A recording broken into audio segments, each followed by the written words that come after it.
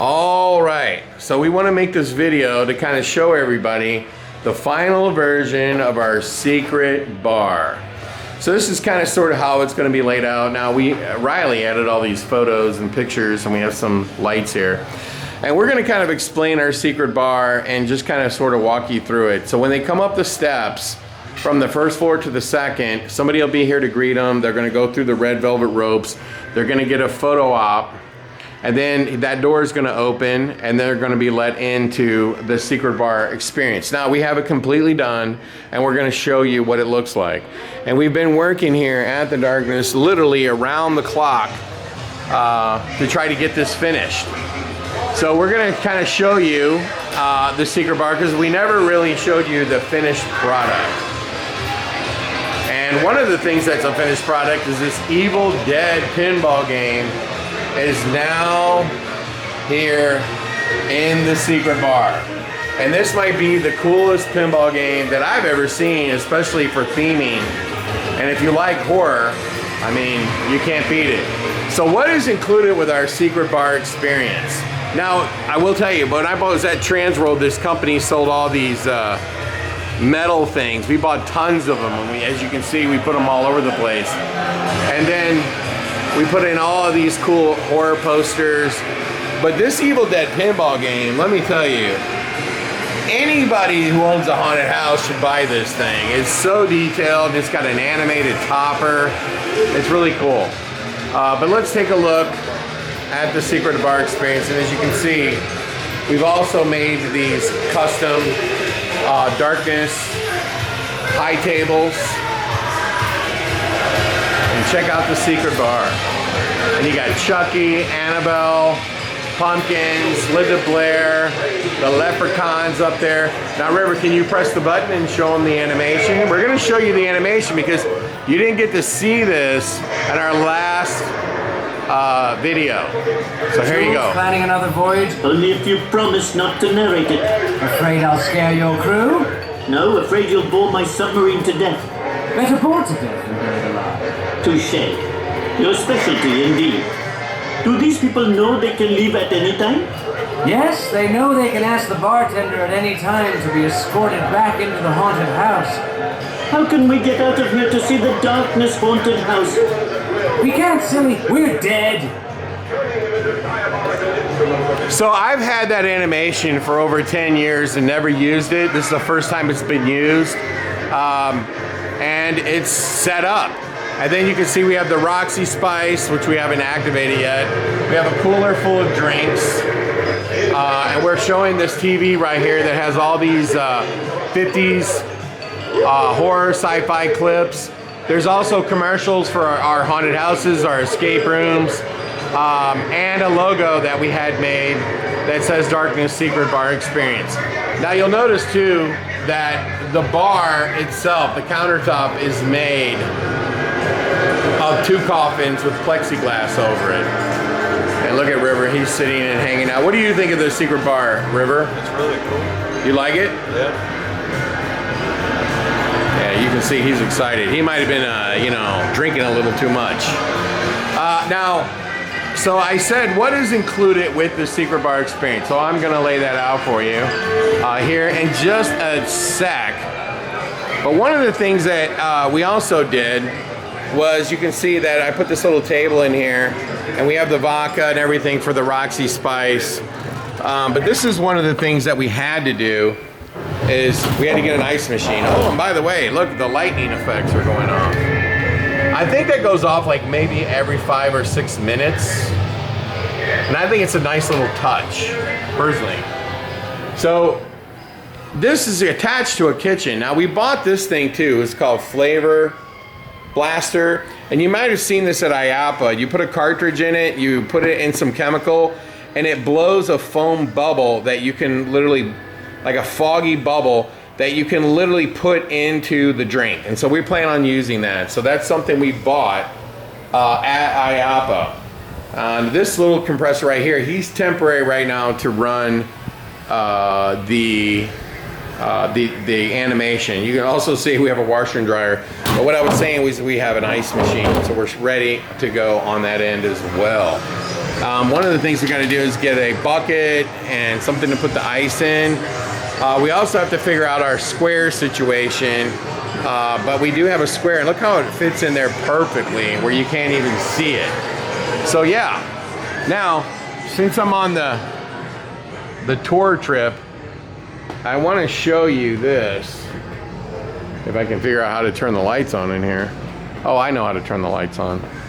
So I'm gonna wrap up this video by giving you a tour of our office. Now, nobody's ever seen our office because we've never done any videos in here. Now, right there, that says Elvira's Nightmare Haunted House because we actually licensed her name once.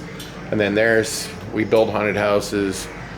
Mummy 3D, that was a haunted house we built. We actually built several of them for theme parks. And this is like, I guess you can say, a conference table. We have a shuffleboard. We have an arcade in here. As you can see, we have some couches, TV, and then we have this sign over here that was literally made, I don't know, 15 years plus ago. Halloween Productions. It's a tombstone. So it's a nice, cool little loft office. And then you're gonna see there's a desk over here, a desk over here. Okay. And then you can see this little haunted house facade in there and some masks. And then this used to house a whole bunch of masks, but now they don't. It's like a kind of like a cool closet. So really quick, you're getting a little tour of our office, which we've never brought anybody in here. So when you think about the darkness, both floors are over 10,000 square feet, okay? So this floor is 10,000 square feet, but not the whole thing is being used for the haunted house because a small chunk, not a giant chunk, but a decent sized chunk, is actually being used for, it has this loft in it. Now it has a secret bar. So here's the thing when it comes to the darkness, and I'll just tell you, when it comes to the darkness, we've got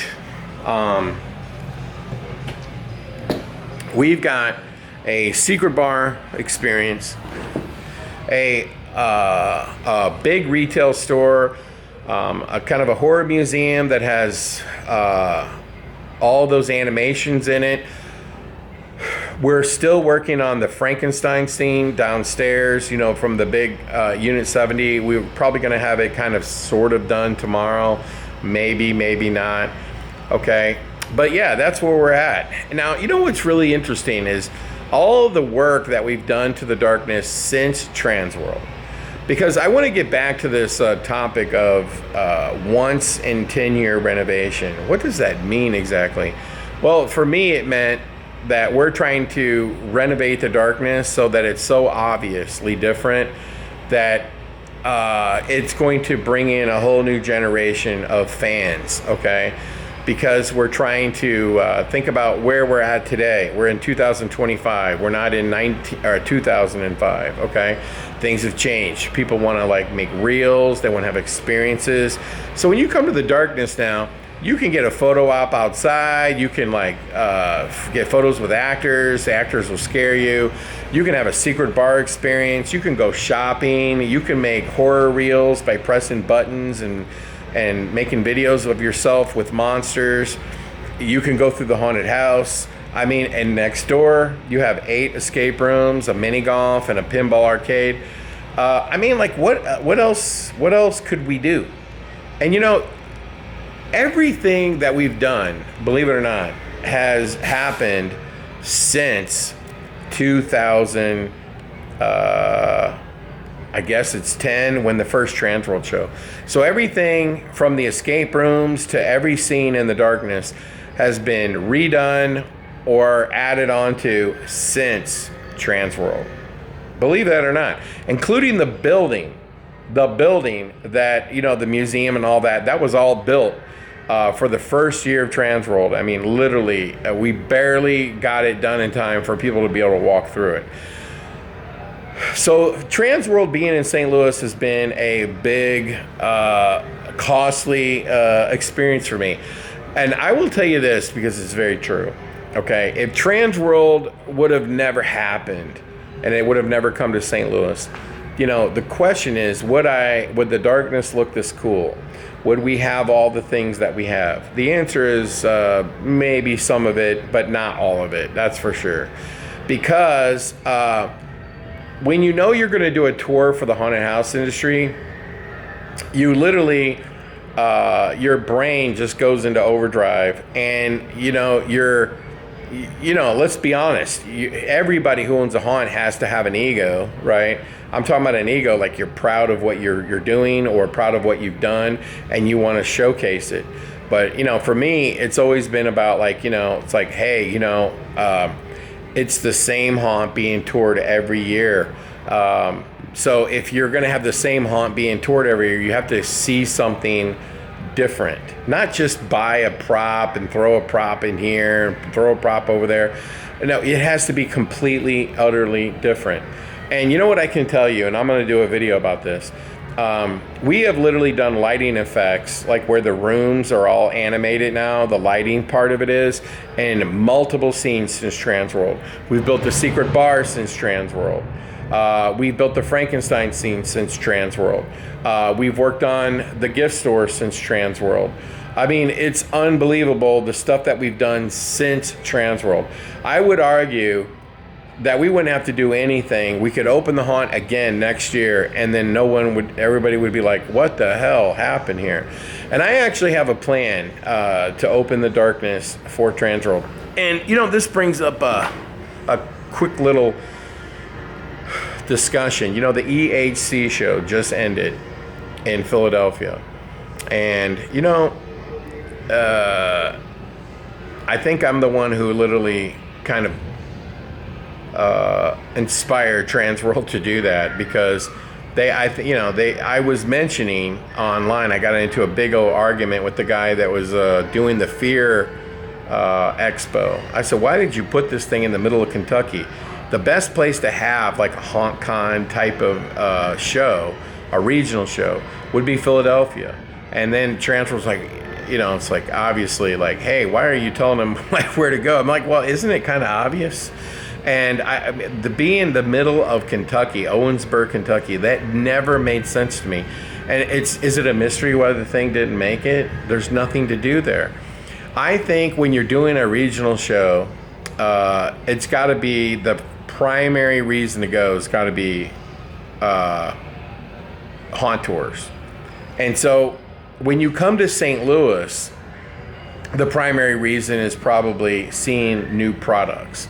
And when we talk about like why the Transworld show maybe is declining a little bit in terms of how many people are going or how much money is being spent, we've already dug into that on some other videos. We don't need to hash it all out again, but I am going to bring up a new point. This show, EHC show in Philadelphia, expanded again this year. It got bigger. And there's so many people going, and the vendors made money and they're selling product, and I can literally see Transworld thinking to themselves, and I'm not speaking for them, I'm just saying I can see them thinking to themselves, hey, we should expand this thing, we should get this thing bigger. Now, I actually think that's going to hurt the main show, because when you think about having a show like EHC, where it was supposed to be like a little regional MHC, some haunt tours, a couple like small booths, but it's grown. And what you're experiencing in Philadelphia is the reality that Philadelphia is by far the best city to have a show like this. Because on Hauntworld.com, the #1 most clicked on state is Pennsylvania. Okay, in case you guys aren't aware, that's where Philadelphia is. Philadelphia is also close to the other haunts that are in the top 5. New Jersey, New York, Ohio, okay? And then, of course, Texas. But Texas isn't close there.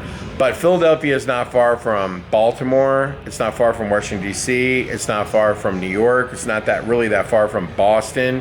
And then, of course, all of rural Pennsylvania is just chock full of haunted houses.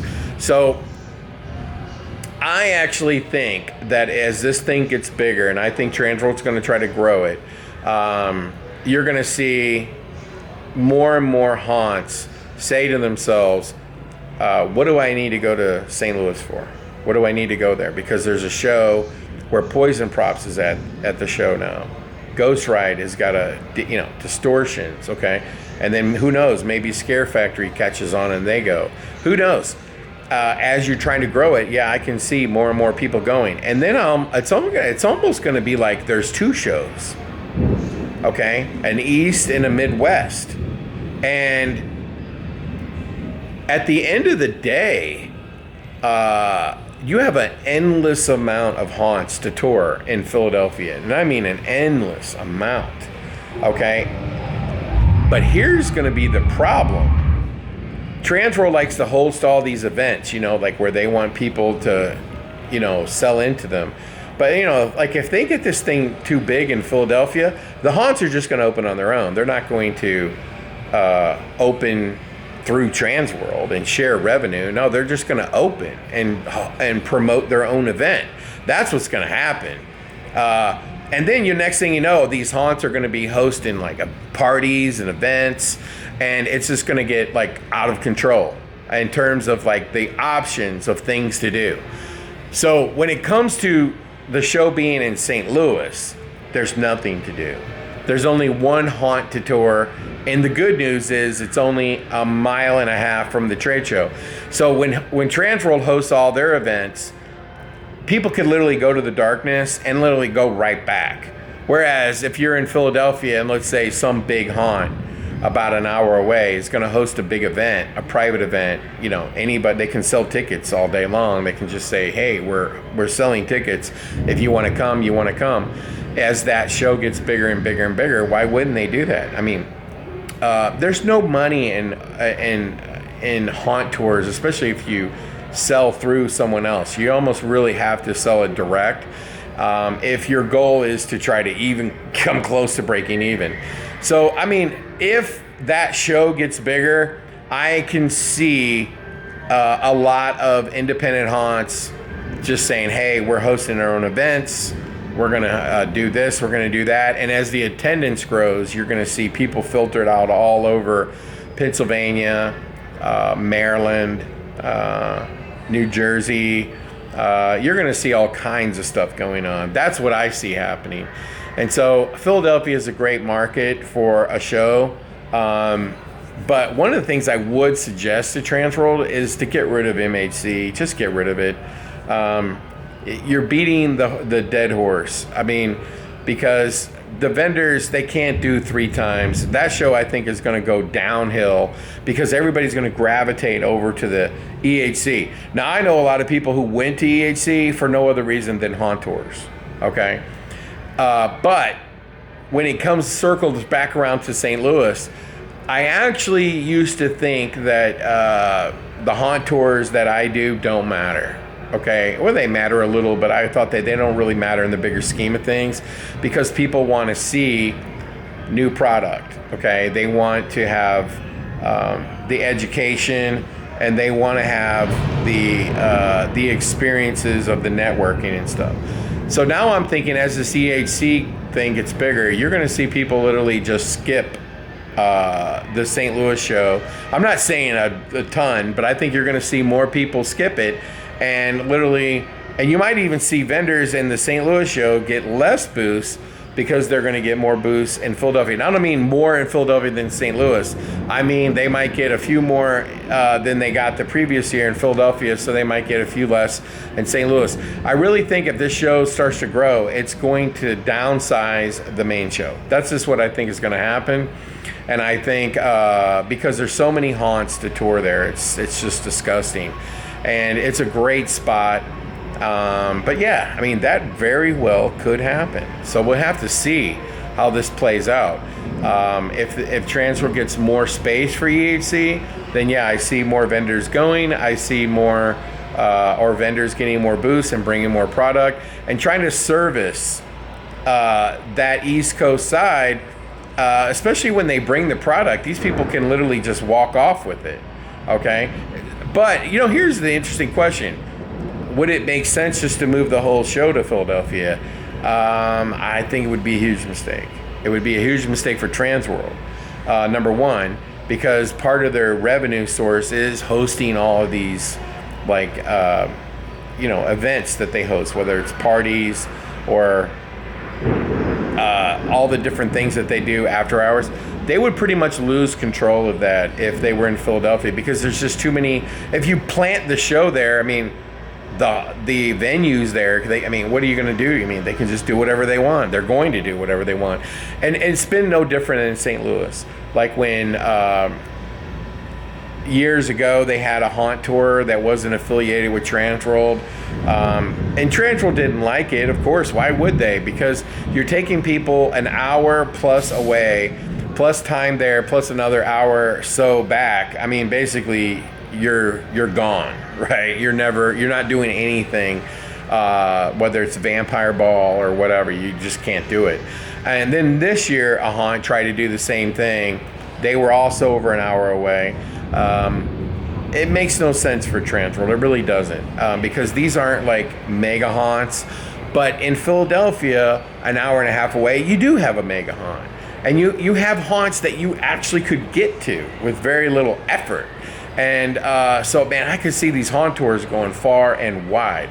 But the reason why I don't think the show would do well there is because you're putting everything on one side of the country. So think about like all the vendors that are west of Kansas City, for example.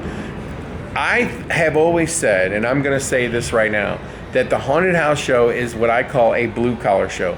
So the reason when I wanted to get this show started, and nobody thought it would ever work, but I did, but I thought it was really important to put it in the center of the country.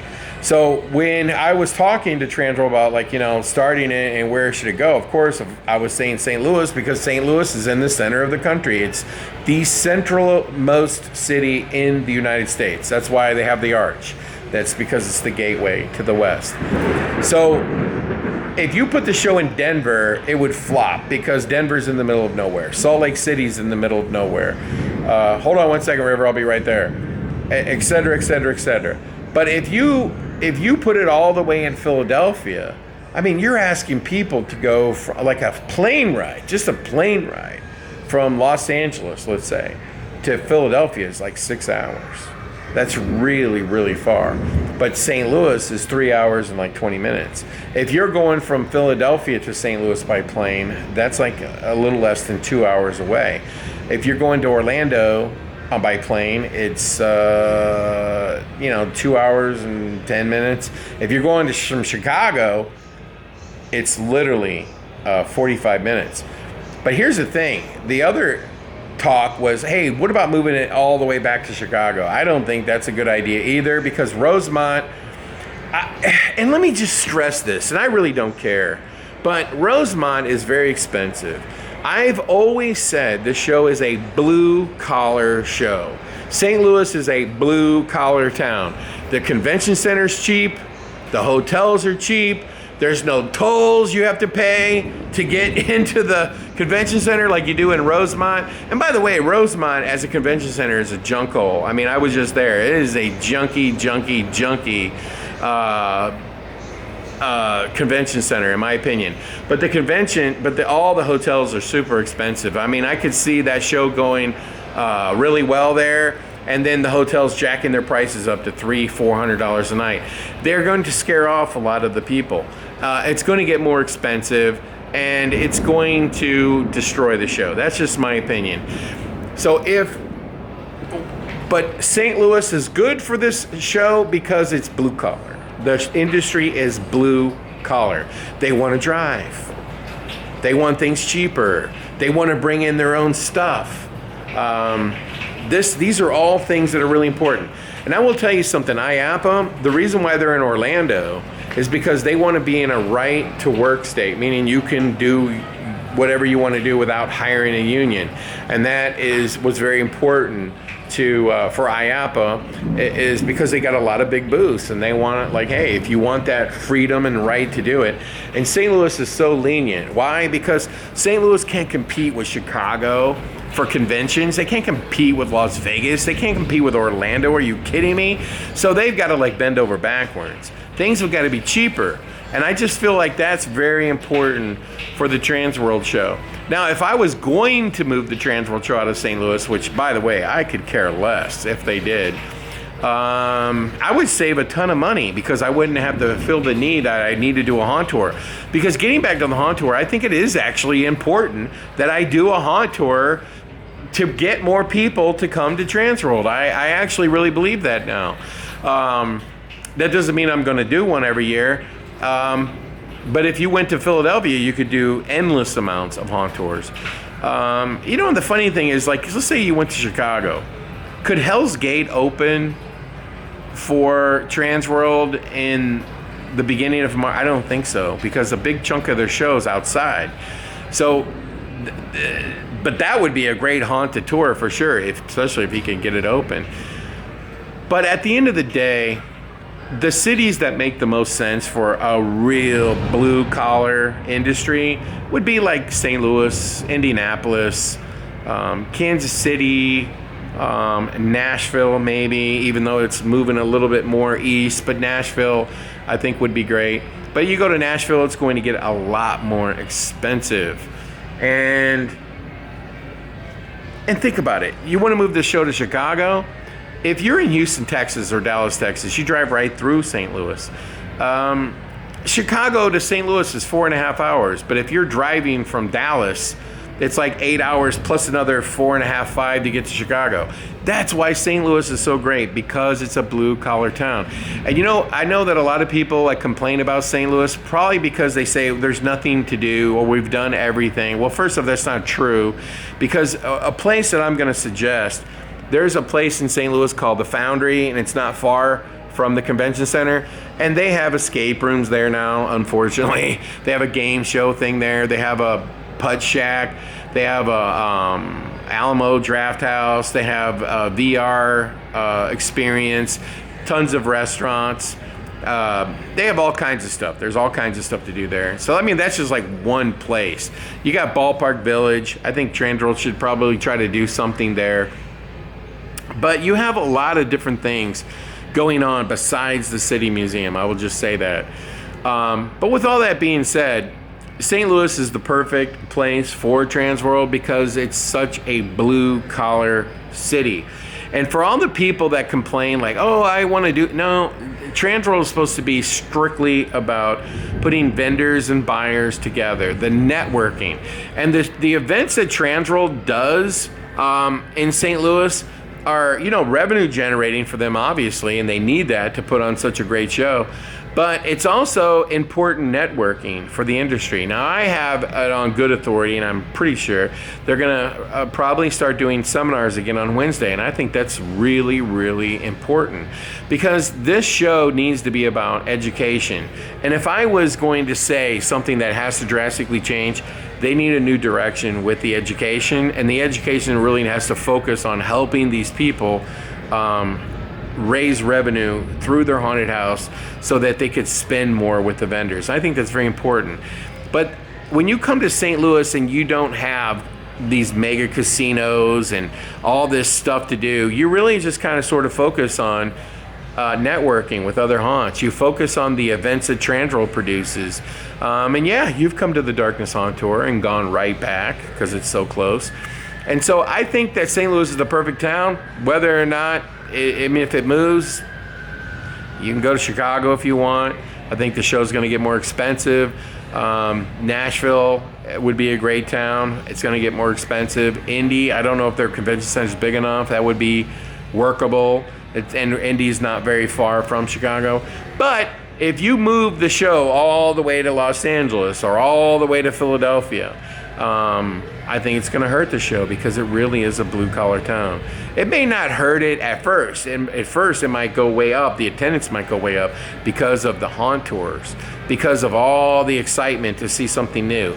But what would happen after 2 years or 3 years or 4? That's the issue. And that's something you have to ponder. It's something you have to seriously think through before you can even make that decision. But thanks for watching the video, and I just want to say that I don't care if Transworld moves.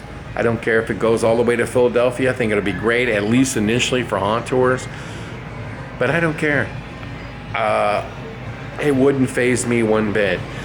And it would make my winters so much nicer because I wouldn't be working at the darkness every day trying to get ready for a haunt tour. So actually, I would appreciate the break, and I would appreciate, you know, being able to take a deep breath. So, with that being said, we will see you at Transworld next year. We will have the alien escape room up and running. We might have another new escape room up and running. And then we'll have everything that we've talked about that we've done here at the Darkness ready to go. So we'll see you then. And until then, you've gotten the tour of our new secret bar. You've gotten a tour of my hidden office within the Darkness. Until next time, everybody, take care.